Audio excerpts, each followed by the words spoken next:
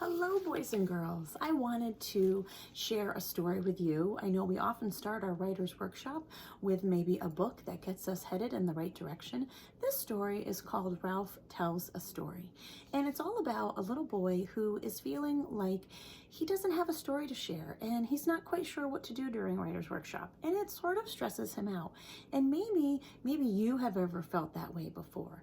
So let's listen to find out what Ralph's problem is and what he does. So we're going to listen for our main idea, and we're going to think about some key details for our story as we listen to Ralph Tells a Story. I'm noticing on this, it's got Ralph's name on all these papers, but I don't see any words. Has that ever happened to you where you've sat during writer's workshop and you didn't know how to get started? Ralph Tells a Story by Abby Hamlin. For Lulu, Burke, and Nikki. Remember, these are the dedication pages. We learned a little bit how that books can be a gift that you can give to other people, so you could dedicate your story to somebody. My teacher always said, stories are everywhere. And the kids in my class were always finding them. But every day at writing time, I thought really hard. I stared at my paper. I stared at the ceiling. I could not write a story. I have no story. Look, the author's using a speech bubble to bring Ralph to life for us. And as I look around the room, I see all the other kiddos. They've got their pencils to paper. They've got their eyes down on their work. Oh my goodness, look at all these pages this writer has. This one's got a huge long scroll paper. Wow, he is really feeling like everybody else has an idea but him. This little girl has a speech bubble and it says, "Then Grandma gave me a cup of coffee and said, 'Don't tell your mother.'" So we've got speech bubbles in here. So I looked for other things to do. I went to the water fountain. I roamed the hallways. Can I go to the bathroom again? I tried everything. Can I go help the lunch ladies? What? Look at all these speech bubbles they're using to make this story come alive. Then one day, after getting sent back to my desk, I begged Daisy for help. I can't write a story because nothing happens to me. Are you kidding me? She said. I've written a ton of stories about you. Wait a second. Daisy has written stories about Ralph? And up here, the teacher's hanging up a banner that says, "Stories happen to those who tell them." She began pulling her stories out of her desk. "Look at this one," she said. "Remember the time you let me brush your hair? And this one, remember the time you knocked down all the crayons? Oh, and remember the time you painted your nails with black marker?" I thought, I'll never be a great writer like Daisy. And look at that, in her picture, she's got a picture of that. She's got the marker in that. Then the teacher said, "Oh no, it's permanent marker." Then Daisy stapled all her stories together. Click, click. "Wow," she said, "this book already has 13 pages. Click, click." "Can I use the stapler?" I asked. I was really good at stapling. "But you have nothing to staple," said Daisy. "You have to find a story first. Just look around." Again, more speech bubbles. Oh, and this says true stories. Remember last unit, we were writing true stories about things that really happened to us. And right now we've got so many changes in our days. You've got so many true stories you could be telling us. So I look for stories out the window, in the aquarium, in my desk. "Why do you have socks in your desk?" Daisy asks. And when my teacher wasn't looking, I found stories on the floor. But still, no stories. "That's my favorite part," said the teacher. "Look, my next book," says Daisy. Uh-oh, he still has not found any stories. How do you think Ralph is feeling right now as he's watching everybody else writing and writing and writing?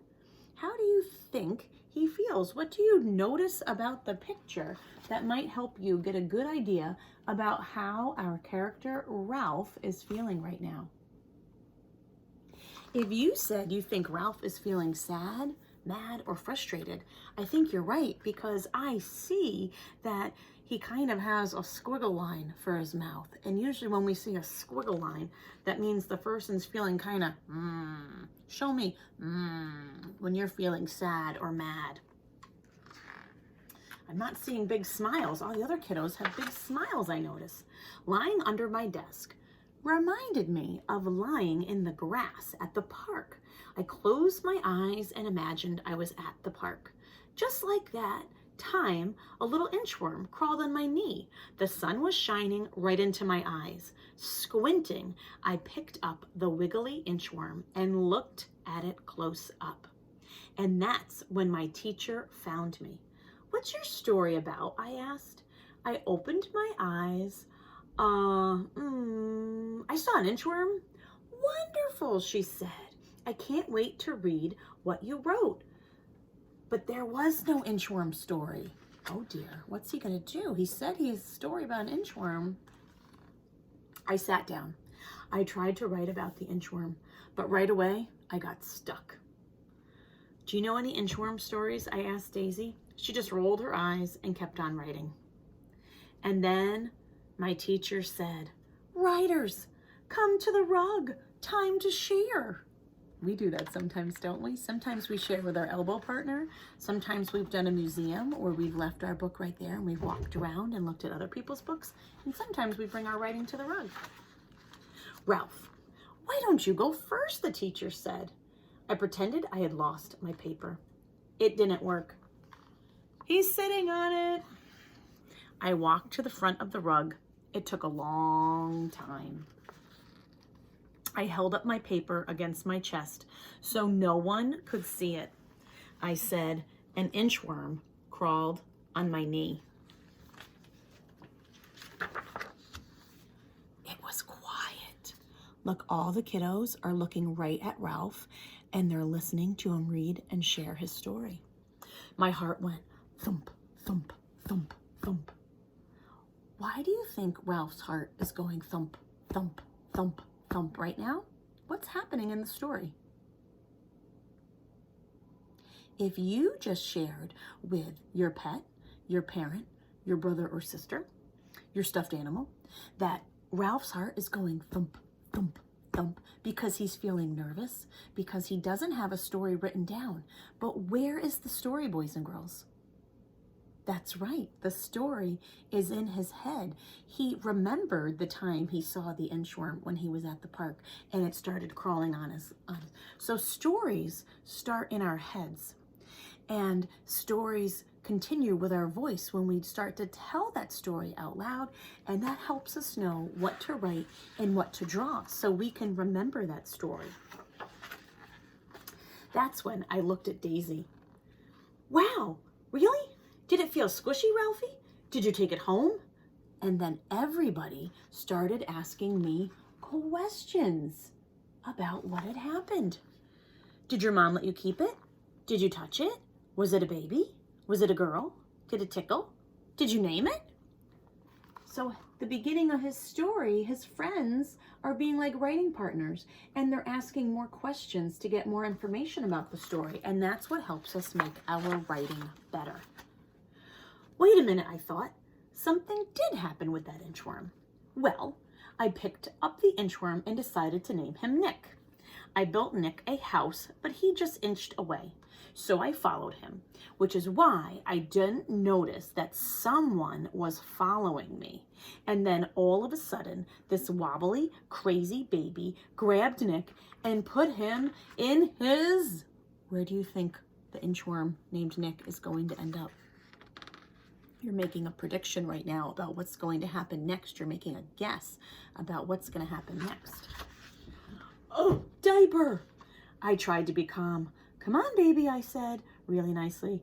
"Give Ralphie the inchworm." It didn't work. Was this the end of Nick? But then I noticed Nick was escaping. Can you see Nick the worm is crawling out of the diaper? Nick was escaping. He crawled right up onto the baby's stomach. Quickly, I rescued Nick and ran, and we spent the rest of the afternoon doing nothing together. The end.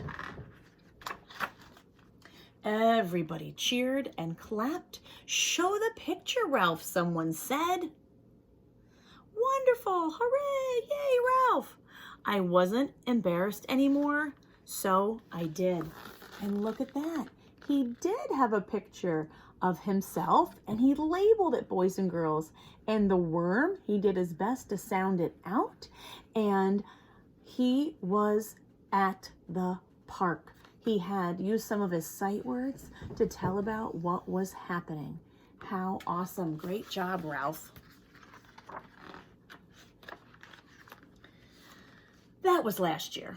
This year, I write stories all the time. I keep finding stories everywhere. This book might be too thick to staple. 100 Funny Stories by Ralph. 100 stories, boys and girls. Can you believe that? He went from a boy who couldn't find any stories to 100 funny stories. Now, here are some writing tips from Ralph, okay? And Ralph's writing tips are: get comfortable. It's okay to ask for help. You can always write about what you had for breakfast, and eat lots of chocolate.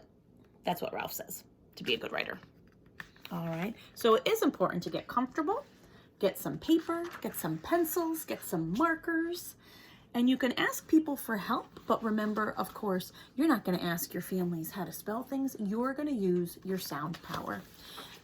At home, hopefully you have your reading bag and you've got your keyword chart in there, so you can always check on the sounds for on the keyword chart to help you figure out how to spell words. You might also have your sight word list at home, so you could look at your word wall, and that can help you. You can start to create your own word wall. You can take a piece of paper and you can space out the alphabet, and you can start writing down some of our sight words that are under there. And I'll see if I can't share that with your family. So if they have a way to print it out, or they could just copy it off of there to help you look for the words you know. Because of course it should look like a 5 or 6-year-old did the writing, which means there's gonna be a lot of sounds in there, and the sounds that you hear. And we're gonna remember to talk slowly, like stretch, and really stretch out the words. So if I wanted to write park, I hear park. I hear R saying its name, so I would write a P. I would write an R. I hear park. I would write a C or a K because I hear the K sound at the end. Now, if you're someone who's been really listening to Mrs. Growth and picking up on what I was saying about March earlier, with when we hear R saying its name, because on our keyword chart, R says R like rain, right? R says R like rain. But when we hear R saying its name, that means A and R are together in a word. And R is being bossy and making A be a silent letter, that not just E is a silent letter. All right, boys and girls, I loved imagining that you were sitting on a dot right in front of me as I shared this story to get you inspired to go write some stories. So hopefully you're going to go write about some things that happened to you, whether it's over the weekend. Maybe you're writing about how all of a sudden you've got to be learning at home, and all of the changes that happened last week. That would make for a great story to hold on to. And I will talk to you all again soon. Bye, boys and girls. Have a great day. Make it a great day or not. The choice is yours.